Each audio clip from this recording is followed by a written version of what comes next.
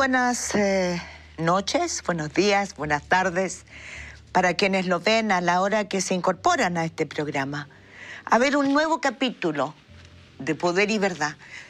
Un capítulo con un personaje que ha tenido un rol esencial en nuestra historia reciente, y que sin embargo las generaciones jóvenes conocen muy poco.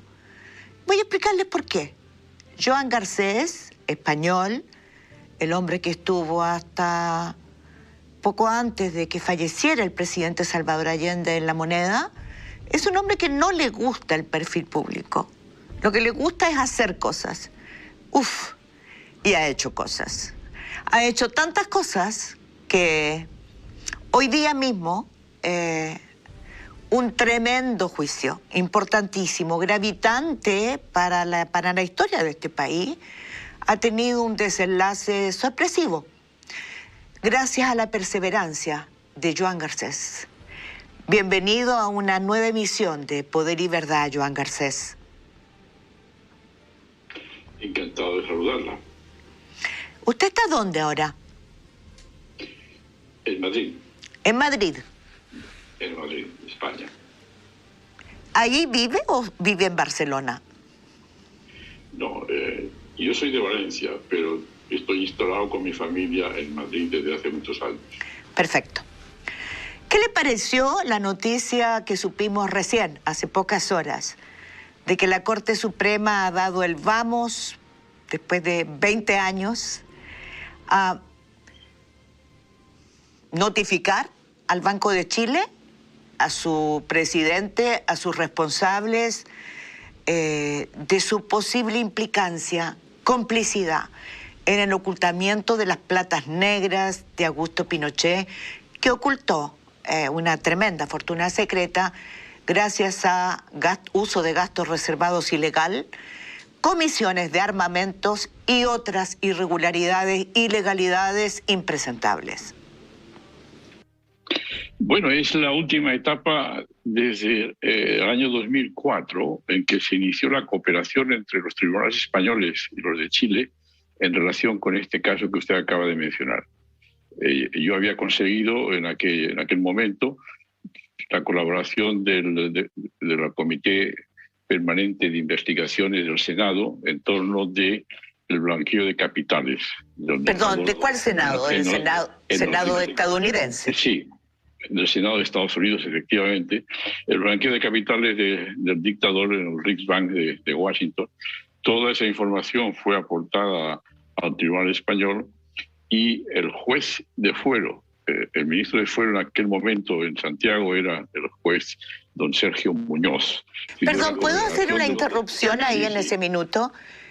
Porque la gente se olvida, el 2004 se descubren, a propósito de la investigación después del atentado a las Torres Gemelas, se hace una investigación encargada por el Senado norteamericano para investigar platas que financian terrorismo en Estados Unidos. Y por casualidad se descubren entonces platas que el dictador chileno había ocultado en el Banco Rix. Esa investigación después la toma el juez Muñoz y hay que decir, en honor a la verdad, que el juez Muñoz inicia una investigación con cartas rogatorias a distintos bancos europeos que lo lleva a evaluar la justicia oculta del general Pinochet en 21,3 millones de dólares. Efectivamente. Entonces, esa investigación del Senado fue en gran parte auspiciada por la difusión que tuvo en la orden de embargo de sus bienes. El juez Muñoz pidió la cooperación del juez español, yo hice intermediario, y toda la documentación que estaba en Madrid fue aportada al procedimiento en Chile, y así empezó la investigación, una contribución importante. Desde entonces ha habido una cooperación entre el Tribunal Español y el Tribunal chileno, y la decisión de hace unas horas es yo la enmarco dentro de ese desarrollo. La investigación sigue abierta en España por hechos cometidos en Estados Unidos, sobre los cuales entiende el Tribunal Español que tiene jurisdicción, y el Tribunal chileno ha respetado, la Corte Suprema ha respetado esta decisión.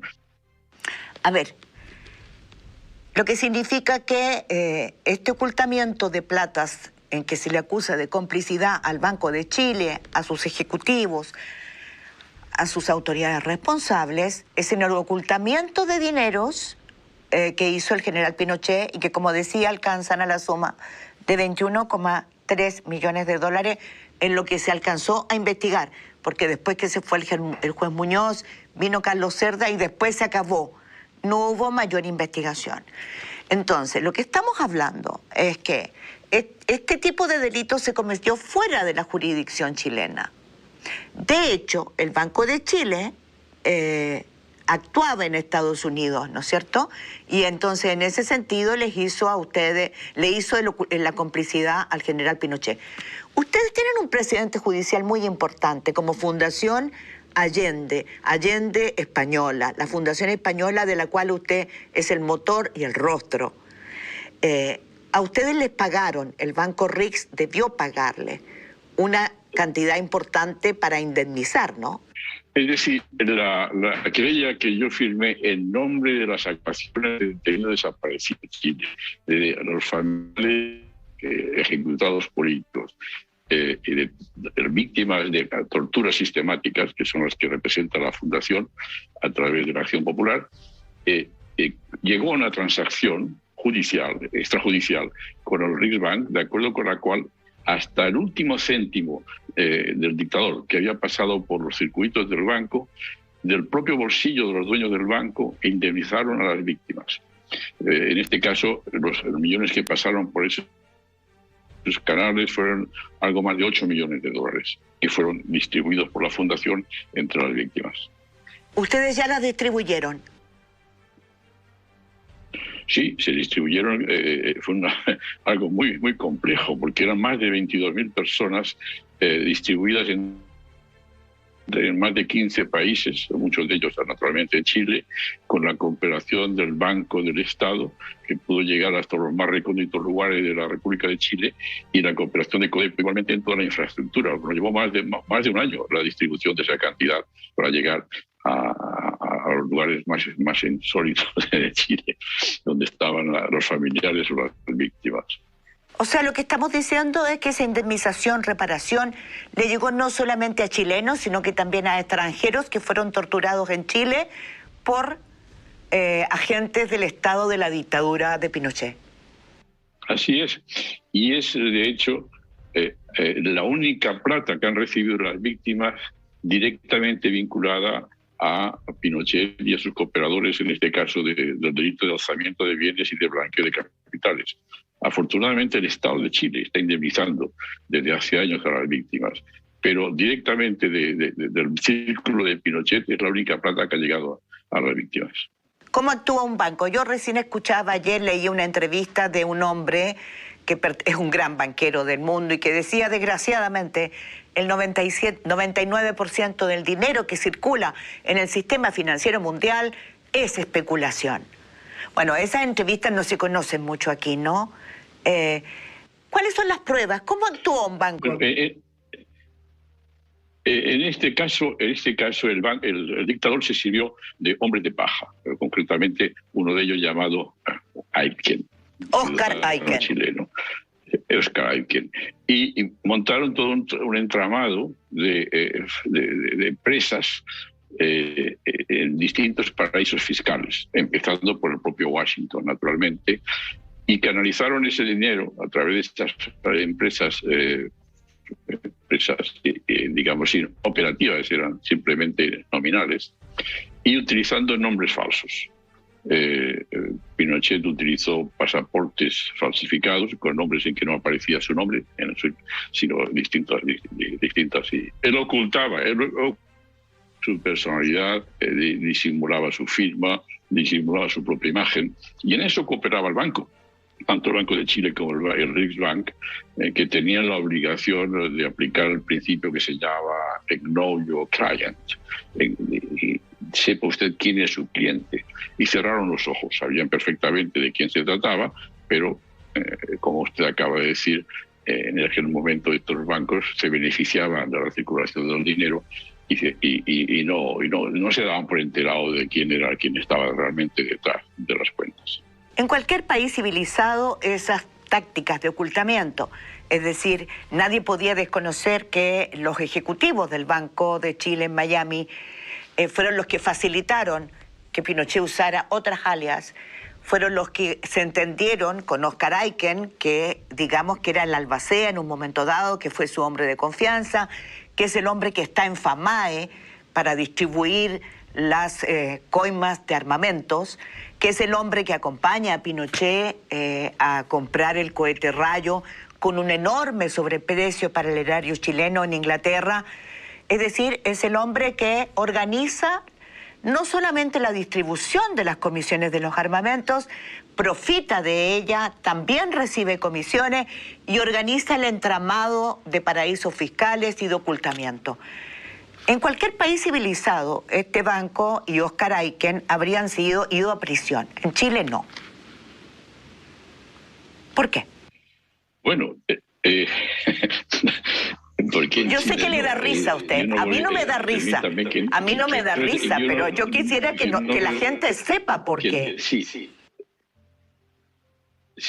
Bueno, yo puedo responder de por qué en España se les considera responsables de acuerdo con la ley española que se aplica en los tribunales de España. Aquí, desde luego, las excusas que puedan llevar adelante no les han servido hasta el momento y no creo que les sirvan. Y las sanciones del blanqueo de capitales estaban vigentes cuando los hechos se produjeron entre los años 98 y 2004 y por consiguiente, digamos, en su momento se abrirá el juicio oral y se pedirá una pena. El tribunal decidirá al respecto. Por el momento lo que hay es una resolución del juez del Tribunal Español fijando una fianza de algo más de 100 millones de dólares al Banco de Chile para garantizar la responsabilidad civil de los actos que se ha acusado, y si no hubiera depositado esa fianza en el plazo que le fije el tribunal, pues se embargarán sus bienes. Embargos que pueden practicarse en cualquiera de los países donde tiene fondos declarados. O sea, eso afecta de manera importante, gravitante al Banco de Chile, ¿no?, en sus operaciones internacionales. Sin duda, el banco está obligado a informar en concreto a las autoridades financieras de Estados Unidos de en qué país estamos. Y esa información es pública y la acusación en España tiene acceso a ella. Por consiguiente, en el momento oportuno dará las órdenes de embargo si voluntariamente no deposita la fianza.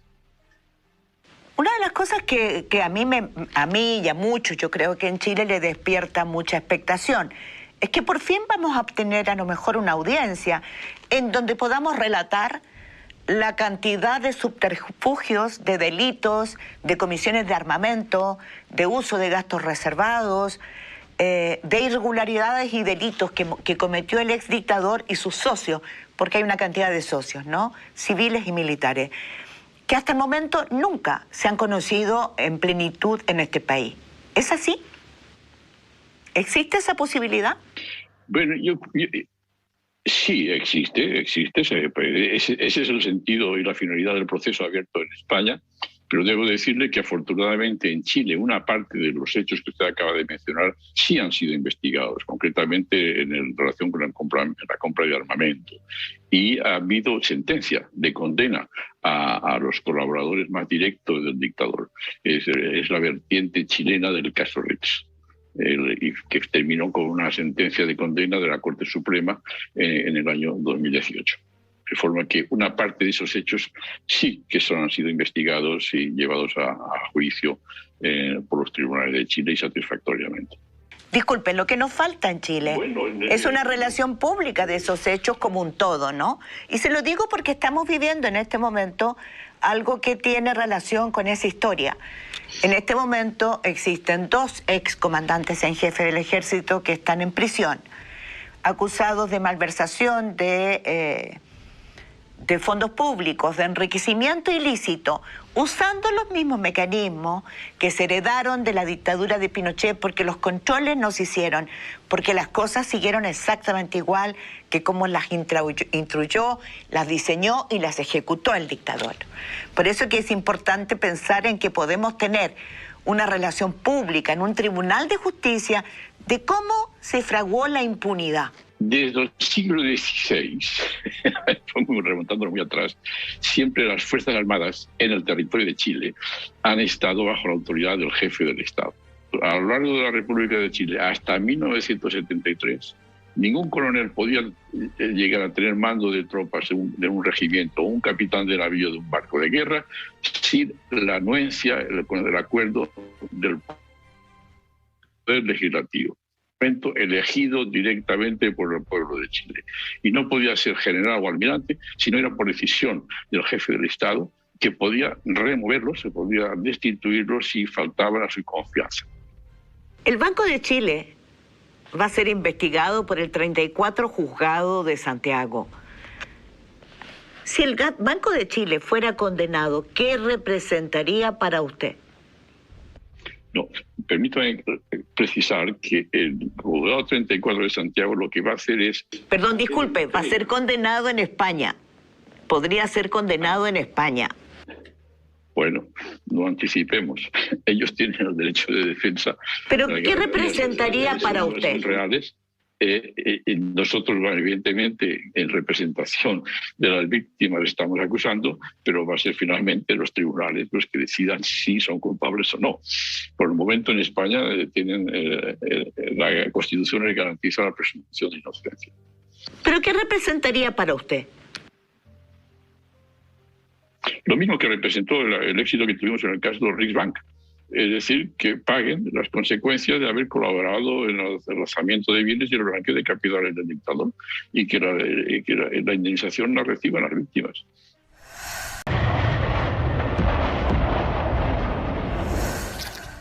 Bueno, estuve en La Moneda esa mañana, porque en la víspera, el día 10, lunes 10 de septiembre, yo estaba junto con el ministro de Defensa y el ministro del Interior de la Televisión Nacional en la preparación del mensaje al país que iba a dirigir el jefe del Estado, ofreciendo a los chilenos acudir a las urnas y decidir democráticamente el camino que querían seguir. Ese plebiscito, ¿qué planteaba? ¿Cuál era la disyuntiva? En el año 70, en el año 77, una iniciativa que aprobó el presidente nombró una comisión que redactara un proyecto de nueva constitución, que llamábamos de constitución de transición al socialismo, que superara los problemas institucionales que tenía la constitución chilena en ese momento, en el año 72. Ese proyecto de constitución fue aprobado por el presidente, hecho público en el año 72 en un discurso en el Estadio de Chile, y es en torno de ese proyecto de nueva constitución que iba a lanzar un debate público de la forma más amplia de participación posible, que iba a desembocar en una propuesta de acuerdo con la Constitución vigente en aquel momento al Congreso chileno para aprobar esa nueva Constitución. Y en el supuesto caso de que el Congreso no lo aprobara de todo o en parte, es cuando se acudía, siempre de acuerdo con los mecanismos establecidos en la Constitución, al plebiscito. Esta era la iniciativa que iba a lanzar el presidente el 11 de septiembre y que su muerte impidió que conocieran los chilenos, y ha sido uno de los, digamos, los tabús más secretamente guardados por la dictadura. La dictadura y quienes colaboraron con el golpe y la dictadura siempre buscaron crear la imagen de que el golpe era irremediable, que no había otra solución. Sí, había una solución democrática y esa es la que intentó y defendió el presidente Allende hasta el último instante de su vida, el 11 de septiembre. Bueno, lo que evitaron entonces los militares con el golpe fue que Allende llegara a ejecutar su proyecto democrático hasta el final, ¿no? Efectivamente. Es ese domingo, después de esa conversación, que fue alrededor de mediodía, del domingo día 9, cuando Pinochet se suma a los golpistas. Hasta ese momento, y por eso fue convocado por el presidente, Pinochet junto con otros militares con mando de tropas que eran la barrera interna entre las Fuerzas Armadas contra los golpistas. Exactamente. Y yo le puedo decir que ese golpe se produjo en la forma que se produjo por una serie de circunstancias absolutamente casuales. Hasta una semana antes, el mando real de las tropas en Santiago estaba al frente, estaba en manos de generales leales, los generales Pickering. Mario Sepúlveda, general Pickering, que mandaban la guarnición de Santiago y los institutos militares de Santiago. Fue la dimisión de esos dos generales en solidaridad con el comandante en jefe, general Prats, lo que abrió las compuertas para que Pinochet pudiera llevar adelante el golpe, digamos, la puñalada trapera que dio el 11 de septiembre. Pero hasta ese momento Pinochet no era golpista. Él lo dice.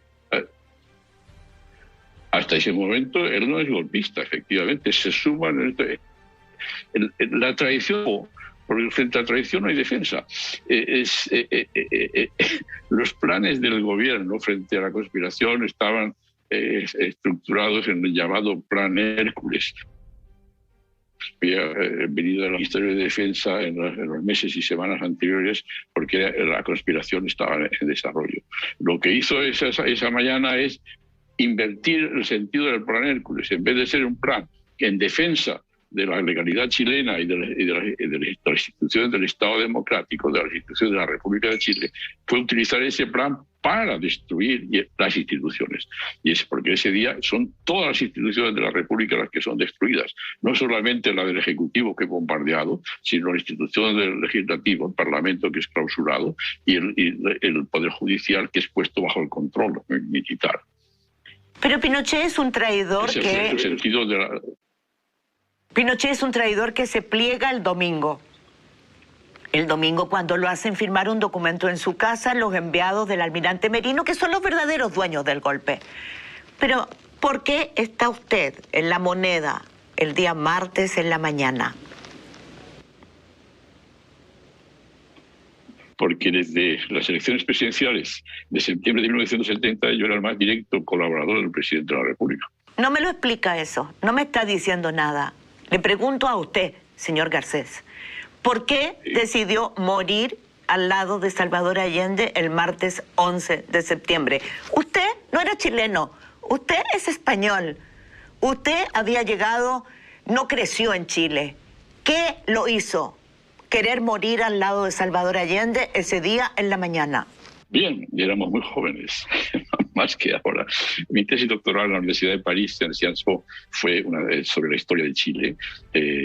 Y cuando yo llegué en el año 68 y 70, invitado por el candidato de la izquierda, senador, presidente del Senado, Salvador Allende, a ayudarle en la campaña electoral, yo llegaba ya con más de 4 años de estudio sistemático de la historia de la realidad de Chile.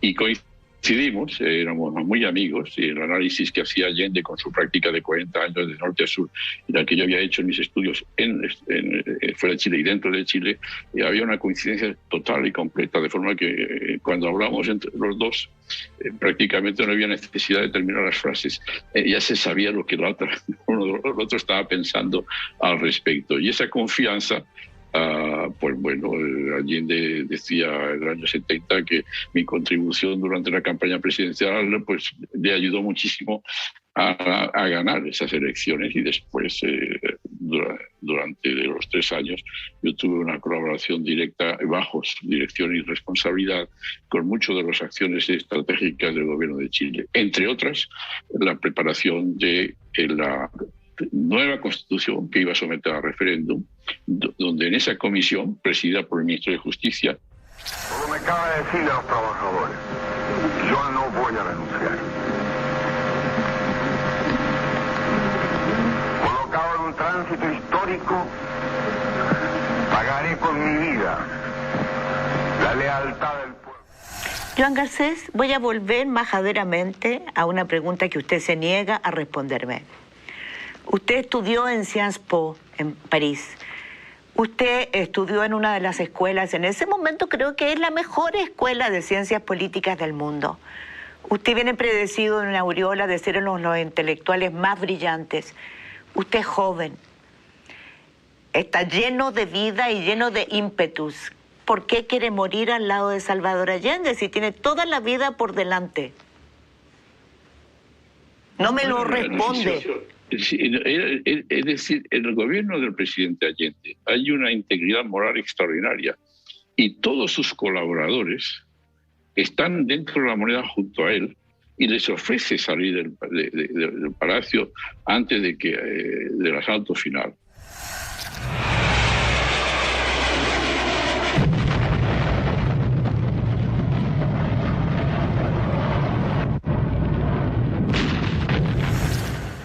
Y todos, yo recuerdo la cara de Carlos Jorquera, el periodista, el responsable de prensa, cuando yo me despedí de él, que tenía la cara verde, es decir, le llamaban al negro Jorquera, pero la tez era verde en ese momento porque se oía y se veía la muerte venir, ¿no? Y sin embargo todos los colaboradores decidieron quedarse, es decir, había una identidad moral, personal, con el compromiso del presidente Allende, con su mandato popular y democrático, de defender el proyecto de sociedad para el cual había sido elegido. Y efectivamente, todos asumimos el riesgo de la muerte. Y si yo estoy vivo, es por una combinación de circunstancias que empieza por la propia decisión del presidente de salvarme. De forma que no es una posición personal la mía, sino es colectiva. Y no solamente del equipo personal del presidente, es una decisión compartida por miles y miles de chilenos. Y gracias a esa resistencia es que yo pude montar en España a partir del año 9 el proceso que llevó a la detención de Pinochet en Londres, de forma que es un esfuerzo colectivo y no solamente de personas individuales, entre las cuales yo soy una más. Si no fuera por usted, objetivamente no habría habido proceso a Pinochet el año 1998, ¿no es así? Es así, pero agregue usted que yo no hubiera podido de ese proceso si las organizaciones de derechos humanos chilenas no me hubieran aportado las pruebas de los crímenes que ellas tuvieron la paciencia y el sacrificio de reunir durante la dictadura. Todas por ejemplo, las que estaban en la Vicaría de la Solidaridad, todas ellas fueron aportadas a Madrid. Me hicieron la confianza de darme la responsabilidad de representarlas y defenderlas. Y por consiguiente la detención de Pinochet en Londres fui yo quien la pidió al juzgado y el juzgado me la concedió, la orden de detención internacional. Pero estaba respaldada por ese trabajo de décadas, de 17 años, de la sociedad chilena en resistencia contra la dictadura y sus crímenes. ¿Es efectivo que el general Manuel Contreras entregó sus hojas de vida en España al juicio que llevaba en ese momento ya Baltasar Garzón, que se inició con otro juez antes, pero que ya en ese momento llevaba a Baltasar Garzón? ¿Es efectivo eso? Bueno, en pleno gobierno de Eduardo Frei, hijo, llegó al Tribunal Español el fiscal Torres, un fiscal militar. Torres Silva. Efectivamente, en su descargo, todo aquello que intentaba demostrar ante los jueces, ante el Tribunal Español, que las Fuerzas Armadas, vamos, que eran niños de coro de iglesia, que no habían hecho nada y que al contrario eran las víctimas, las responsables de los crímenes, ¿no? Efectivamente, se defendió de esa forma con el acuerdo del gobierno de Frei y con el acuerdo de muchos cooperadores de Frei, entre ellos algunos socialistas, ¿no? ¿Cómo quiénes? Porque después... ¿Cómo quiénes? Digamos nombres. Digamos nombres. El señor José Miguel Insulza fue a Londres a hacer un gran papelón para conseguir que Pinochet regresara a Chile después de que hubiera sido ya concedida la extradición a España, ¿no? Pero él era mandatado por Frei y después por el propio Ricardo Lagos. Pues ya a mí me consta que Ricardo Lagos ya presidente, hizo lo que pudo para frenar la investigación del juez Guzmán y que se desarrollara con la declaración de reo. ¿Por qué? De Pinochet. Perdón, es todo el sistema político que sucede a la dictadura el que está comprometido en mantener la impunidad de la dictadura. ¿Por qué? Estamos en el año 2000.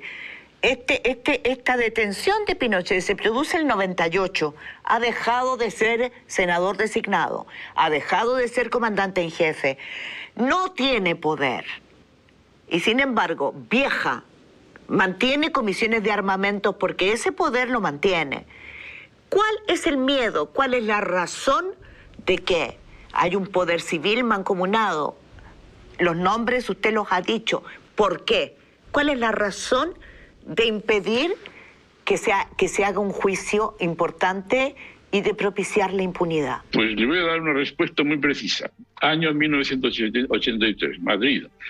Yo recibo en mi casa invitado a almorzar a don Ricardo Lagos, que acaba de llegar de una reunión en Buenos Aires de toma de posesión del presidente Alfonsín, donde han llegado los dirigentes de la oposición chilena en ese momento, Gabriel Valdés, el mismo y otros, y se reúnen con el presidente del gobierno de España, Felipe González, que también está en Buenos Aires en esa transmisión del mando. Y González les dice: ustedes, dirigentes de la oposición chilena, están equivocados. Ustedes no tienen que atacar a Pinochet. Lo que ustedes tienen que hacer es pactar con Pinochet el final de la dictadura y la sustitución de la dictadura. Y Lagos me dice en esa reunión, la última que he tenido con él, me dice: y yo dije, el pueblo de Chile jamás tolerará ni perdonará que sus dirigentes hayan pactado con Pinochet. Ese era a 1983. Pues bien. ¿1983? 83, en los meses posteriores a la toma de posesión del presidente Raúl Alfonsín en Argentina. Pues bien, es en Madrid, en el Escorial, donde unos años después Ricardo Lagos se reúne con el general, creo que se llama Sinclair. Y con el general Cheire. ¿Perdón? Y con el general Cheire. Correcto, efectivamente, Cheire. Y en Escorial tienen una serie de conversaciones que después desarrollaron, donde se establece el pacto.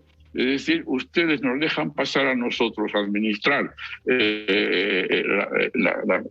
la finca y a cambio nosotros nos olvidaremos y cerraremos los ojos de lo que ustedes han hecho. Eso es el pacto que se hace con el respaldo del gobierno español dirigido por González, pero que cubre no solamente los crímenes, que es la cosa más saliente, sino todo el sistema social y económico de explotación del pueblo de Chile y de sus recursos naturales que se ha montado durante la dictadura.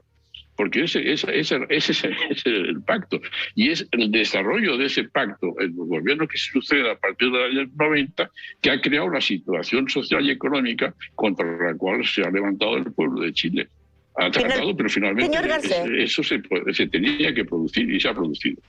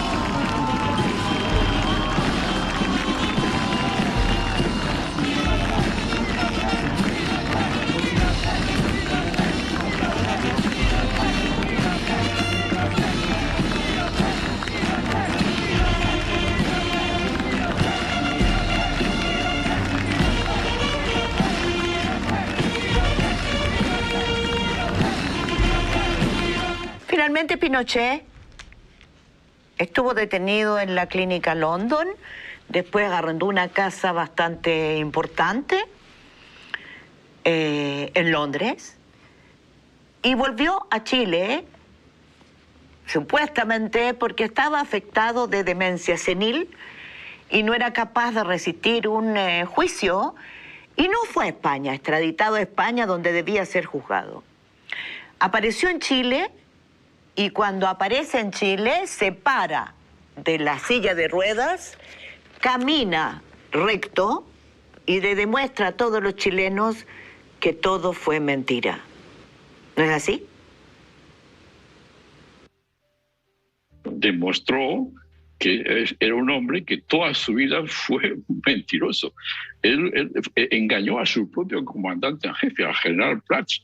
Si él llegó a ser comandante en jefe en la última semana de agosto del 73, fue porque cuando Prats dimite, al presidente de la República le dice al general: ¿quién cree usted entre los generales que son leales, aquel que puede garantizar la vida del ejército detrás de la Constitución? Y el general Prats le respondió: mi jefe de Estado Mayor, que era Pinochet. Si Prats en ese momento le dice al general Urbina, que era el inspector, o al general Pickering, o cualquiera de los otros generales... General Guillermo Pickering. ¿Quién fue? Son los azares de la historia.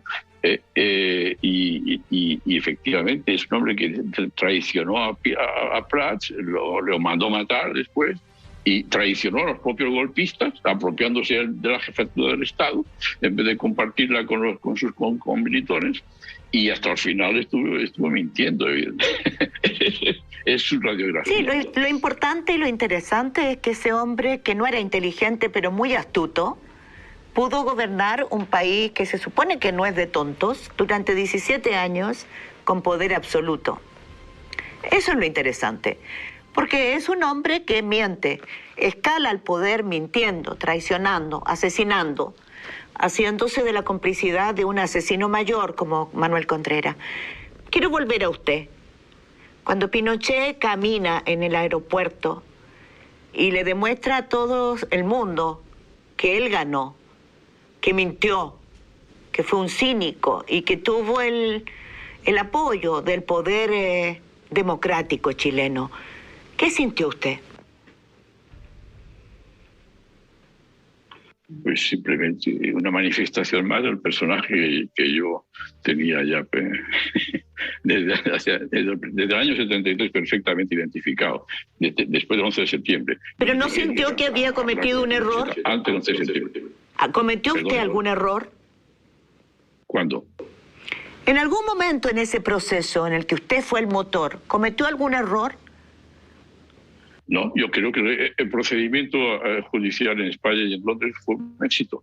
Los tribunales de España afirmaron su jurisdicción, ordenaron su detención, y los tribunales de Chile, del Reino Unido lo detuvieron y concedieron la extradición. Y que después que los tribunales del Reino Unido conceden la extradición a España, se produce un enjuague político en el que la combinación de la presión del presidente Frei, el hijo de Frei Montalva, junto con la presión del gobierno de España, presidido por el conservador José María Aznar, sobre el gobierno del Reino Unido, para que encuentre una manera de evitar que sea sometido a que sea la extradición efectuada y que este hombre comparezca ante el tribunal español que tenía que juzgarle. Es esa presión política la que se encauza a través de unos falsos exámenes médicos que en Londres llegan a la conclusión de que podría no estar en condiciones de comparecer en juicio.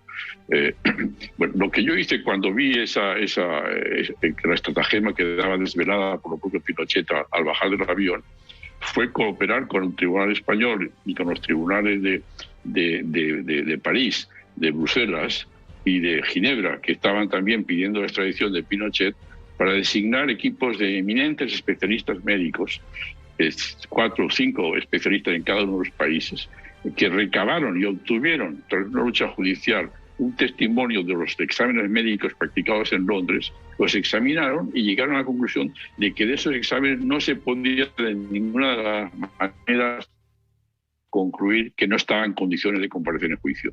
Y esos exámenes fueron remitidos a Chile y ayudaron a la justicia chilena a que fuera sometido a su vez a exámenes médicos en Santiago, que llegaron a la misma conclusión, de que sí estaba en condiciones de comparecer en juicio. Es decir, la vida de este señor es una vida de mentiras y de falsos... Y de astucias.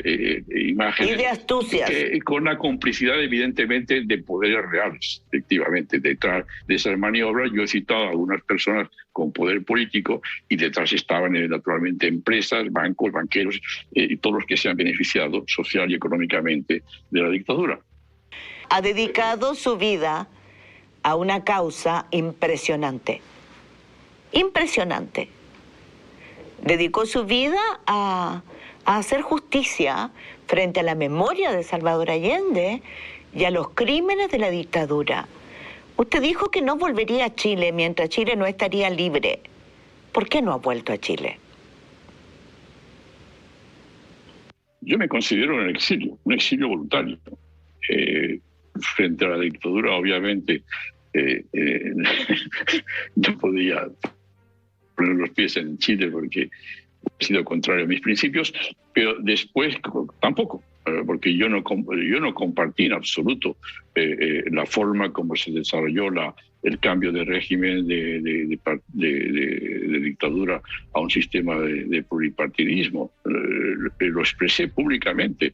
Yo como candidato Patricio Aylwin, yo dije que cómo es posible que desde la izquierda antigolpista se haya apoyado como candidato a alguien sin el cual no se hubiera podido dar el golpe en Chile, porque la participación de Aylwin y de Frei Montalva fue decisiva para ese golpe, es la variante política del golpe. Y sin embargo, a partir de ahí, lo que ha seguido en Chile es la negación de aquello que a mí me había motivado a estudiar la historia de Chile y a participar en el proyecto de Salvador Allende. Por consiguiente, me he considerado voluntariamente en el exilio y sigo en el exilio hasta el momento, y espero, ojalá, el trabajo enorme y de gran trascendencia que está llevando a la constituyente pues haga cambiar las cosas y puedan regresar a un Chile más conforme con lo que son mis principios. Señor Garcés, le agradezco infinitamente que haya participado en esta nueva emisión de Poder y Verdad. ¿Tiene algo más que agregar? Bueno, mis mejores deseos y de que el proceso que está viviendo la sociedad chilena en estos momentos logre abrir camino a una nueva realidad y supere los enormes obstáculos con que se va a encontrar. Efectivamente. ¿Cumplió con la misión que le entregó Salvador Allende? Bueno, en derecho nosotros decimos que los mandatos no sobrepasan la vida del mandante. Yo me he movido, evidentemente, por razones, como decía antes, de principios y de solidaridad con todos los amigos con los que compartí ilusiones y después, evidentemente, sufrieron la persecución y los crímenes que todos conocemos. Y esa es para mí la mayor motivación para lo que he hecho y lo que continúo haciendo. Solidaridad con el pueblo de Chile. Muchas gracias, señor Garcés. Que tenga un buen día. Hasta la próxima. Igualmente, cuando quieran. Adiós. Y ustedes, muchas gracias. Hemos participado, hemos asistido a un testigo de nuestra historia. Esa historia que nos cuesta tanto mirar de frente, que nos cuesta asumir. Pero ese hombre, Joan Garcés, también le cuesta a veces contar qué vivió, cómo ha sido su historia, porque está pegado al derecho, porque es un jurista, porque nunca empuñó un arma, porque defendió a Salvador Allende en su empeño democrático hasta el último día, en ese plebiscito que muchos de nosotros desconocemos. Que tengan un buen día y cuídense mucho, porque no se olviden, nos espera la esperanza.